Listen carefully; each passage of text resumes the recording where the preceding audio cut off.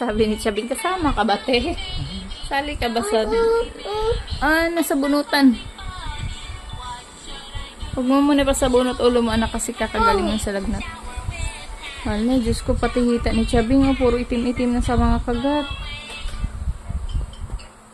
Pati pala hita ni Chabing, puro kati-kati na, oh. Oh, grabe, itim-itim na sa, puro kagat.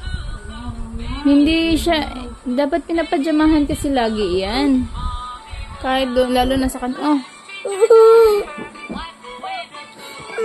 Move ka kasi dito, anak. Move ka dito, ate.